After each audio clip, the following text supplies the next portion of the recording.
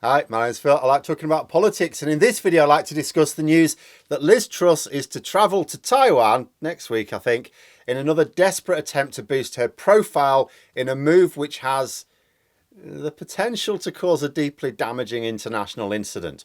But first, if you'd like to be notified of daily news and politics, please subscribe to the channel. So I bet you didn't think it'd be Liz Truss starting World War III, did you? What do you mean you did? We're told that Liz Truss is to visit Taiwan next week, at a time when Chinese relations with a whole host of Western countries, including the UK, is a little bit low. What could go wrong? Well, before we get into that, let's first of all cover why she's doing this. In short, she wants attention. When Truss lost her fight to a lettuce last year, she stepped back from the limelight to lick her wounds for a few months. Then, earlier this year, she tried to make a comeback. I don't think she's trying to become Prime Minister again. I think she sort of knows that boat sailed. But she's clearly trying to promote someone from her posse to be the next Conservative leader. It's a factional battle. I did think Simon Clarke might have been her preferred option, but I don't think he's going to be an MP after the next election. But she's clearly trying to prepare the ground for her low tax nonsense to recapture the Tory party once the the general election is over. She began with a big speech earlier this year, talking about how her policies were essentially right. She just didn't manage them. Now, it was hard to tell whether she was claiming that her error was in the implementation or in backing down to her MPs. But it hardly matters, because beyond a few reports in the Tory media at the time, nobody really paid much attention, and it didn't gain her any traction. The focus was on Rishi Sunak doing what Boris Johnson had made seem impossible, agreeing with the EU the arrangements for managing Northern Ireland's Brexit. Disheartened by the failure of her big comeback, Truss tried again last month. She went to the United States to give a big speech to the Heritage Foundation. You know, a well-resourced think tank which promotes right-wing cranks in both North America and Europe. Unfortunately, she made her second big move at the same time as President Biden was visiting Ireland for the Good Friday anniversary. Again, her speech was covered a little by the UK media, but then everyone forgot about it. So now the drama queen has gone, right, I know how I'll get people to listen to me. I'll go to Taiwan and cause an international incident. Because that's what this is. Liz Truss doesn't care about Taiwan or even Asian politics. Given how badly she exposed her ignorance of European geography when she was Foreign Secretary, it's probably a safe bet she doesn't even know where Taiwan is. Here's a map, Liz, of the world. Point Taiwan on for me. Is it? No, that's Singapore. I don't know. But she knows that America's Nancy Pelosi gave a speech in Taiwan which upset the apple cart a bit. So she's thought to herself, right, that's a good idea. That caused a lot of trouble. I'll go there, crank it up to 11 and give it a shot myself. Seems clear to me she wants to propel herself back into the big time of British politics. Nobody's paying any attention to her. That's not good enough. Time's running out. She wants to be in pole position, or she wants her group to be in pole position as soon as the general election's over, in order to have someone from her clique run the party. Because they'll have to go fairly quickly. It's like, you know, after the general election, Conservatives lose, you would think there needs to be a time of reflection to really analyse where they went wrong so that they can come back stronger for the next election. But that's not how it's going to work out. What's going to happen is Rishi Sunak is going to resign.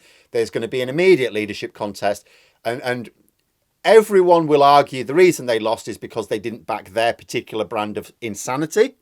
And Liz Truss wants to be in the position to say that her brand of insanity is the most insane and therefore the one they should go with next.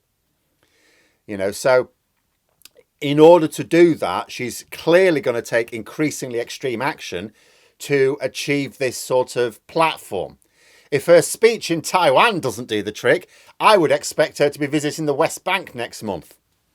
And although Truss is no longer in government, this isn't a case of a random loudmouth making an ill-advised speech without any diplomatic skills in a politically sensitive part of the world. Truss is still an MP, so she still represents the UK Parliament. She's still a Tory MP, so is still representing the party of government.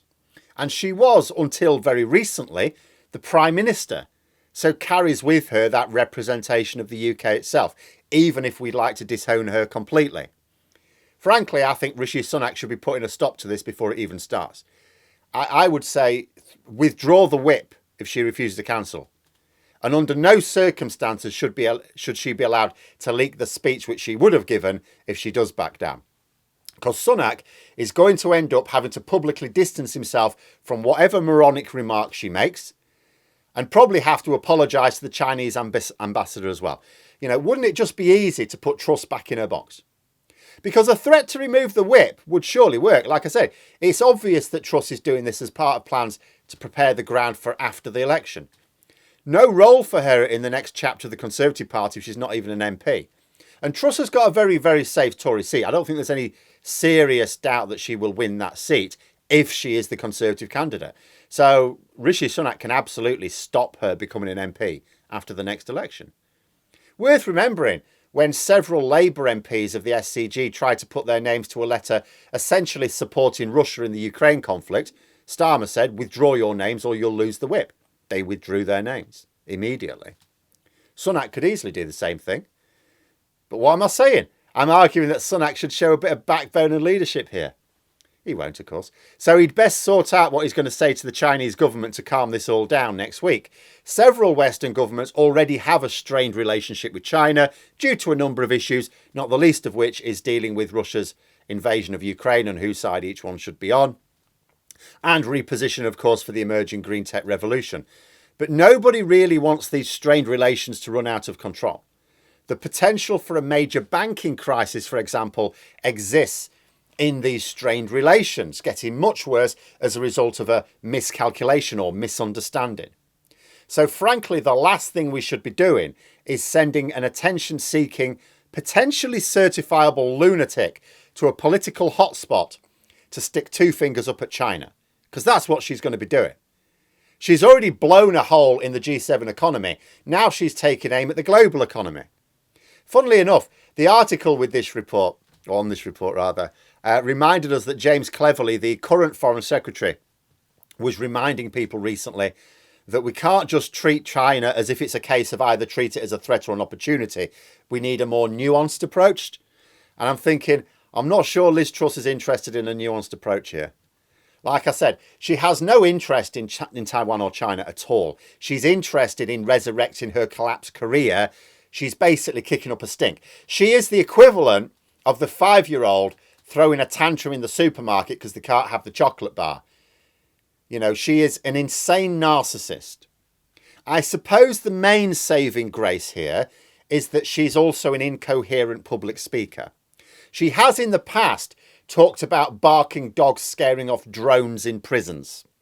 It is entirely possible that her speech doesn't actually cause major problems because nobody will be quite sure what she's even said. Of course, if her speech doesn't cause the intended outrage, then she'll just have to work on an even more insane plan to get herself some attention. This will end up turning into a modern Pinky in the Brain, won't it? So what will we be doing tomorrow night, Liz? The same thing we do every night. Try to get noticed. But there we are. Those are my thoughts. Let me know yours in the comments below. Hope you found the video interesting. If you did, please click the like button. And if you'd like to support the channel further, the join button for memberships. And until next time, I'll see you later.